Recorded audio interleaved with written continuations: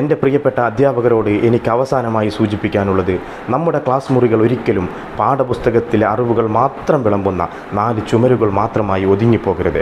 മറിച്ച് നമ്മുടെ മുന്നിലിരിക്കുന്ന വിദ്യാർത്ഥികളുടെ മനസ്സ് തിരിച്ചറിയാൻ കഴിയുന്ന, അവരുടെ സങ്കടങ്ങളും പ്രയാസങ്ങളും അവർക്ക് തുറന്നു പറയാൻ സ്വാതന്ത്ര്യം നൽകുന്ന ഒരിടമായി നമ്മുടെ ക്ലാസ് മുറികൾ മാറണം. നമുക്കറിയാമല്ലോ, സ്നേഹനിർഭരമായ ഒരന്തരീക്ഷത്തിൽ മാത്രമേ നാം എന്ത് പഠിപ്പിച്ചാലും അത് കുട്ടികൾക്ക് പൂർണ്ണമായി ഉൾക്കൊള്ളാൻ സാധിക്കുകയുള്ളൂ. അവർക്ക് നാം സ്വർഗതുല്യമായ സൗകര്യങ്ങൾ ഒരുക്കിയാലും അവരുടെ മനസ്സ് മനസ്സിലാക്കാൻ നമുക്ക് സാധിച്ചില്ലെങ്കിൽ, അവരുടെ കൊച്ചു ഇഷ്ടങ്ങൾ മനസ്സിലാക്കാൻ നമുക്ക് കഴിയുന്നില്ലെങ്കിൽ അതിൽ വലിയ അർത്ഥമൊന്നുമില്ല.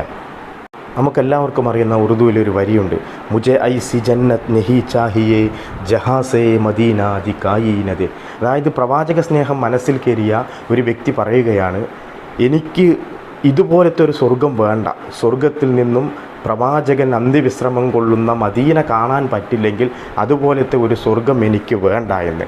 അതായത് അദ്ദേഹത്തിൻ്റെ കൊച്ചു ഇഷ്ടം സ്വർഗം നൽകുമ്പോൾ കൂടി പരിഗണിക്കണമെന്ന് പറയുമ്പോൾ നമ്മുടെ ക്ലാസ് മുറികളും അതുപോലെയാകണം. കുട്ടികൾക്ക് നാം എന്ത് സൗകര്യങ്ങൾ ചെയ്തു കൊടുത്താലും, എത്ര നല്ല രീതിയിൽ നാം ക്ലാസ്സുകൾ പ്രസൻറ്റ് ചെയ്താലും കുട്ടികളുടെ മനസ്സ് നമുക്കറിയാൻ സാധിച്ചോ എന്നതാണ് പ്രധാനം. ഒരു കുട്ടി സങ്കടപ്പെട്ടിരിക്കുമ്പോൾ അവനെ അരികിലേക്ക് വിളിച്ച് അവൻ്റെ വിഷമകാരണം ഒന്ന് തിരക്കുക, അവൻ്റെ സന്തോഷങ്ങളിൽ പങ്കുചേരുക, അവനെ തളർത്താതെ അവൻ്റെ അഭിമാനത്തിന് കോട്ടം തട്ടാത്ത രീതിയിൽ അവൻ്റെ പ്രശ്നങ്ങൾ രഹസ്യമായി അന്വേഷിക്കുക.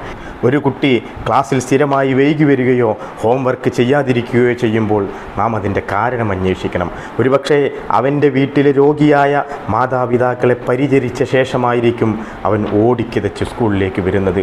അതുമല്ലെങ്കിൽ ഹോംവർക്ക് ചെയ്യാൻ അനുയോജ്യമായ ഒരു സമാധാന അന്തരീക്ഷമില്ലാത്ത വീടാകാം അവൻ്റേത്. ആ കുഞ്ഞിൻ്റെ ആത്മാഭിമാനത്തെ മുറിപ്പെടുത്താത്ത ഇത്തരം സാഹചര്യങ്ങൾ തിരിച്ചറിയാൻ ഒരധ്യാപകന് കഴിയണം. ഈ രീതിയിൽ കുട്ടികൾക്കെന്തും നിർഭയത്വത്തോടെ തുറന്നു പറയാനുള്ള ഒരാശാകേന്ദ്രമായി നമ്മുടെ ക്ലാസ് മുറികൾ മാറണം. അപ്പോഴാണ് നമ്മുടെ അധ്യാപനം മികച്ചതാവുകയുള്ളൂ എന്ന് മാത്രം സൂചിപ്പിച്ചുകൊണ്ട് ഞാൻ നിർത്തുന്നു. ജയ് ഹിന്ദ്.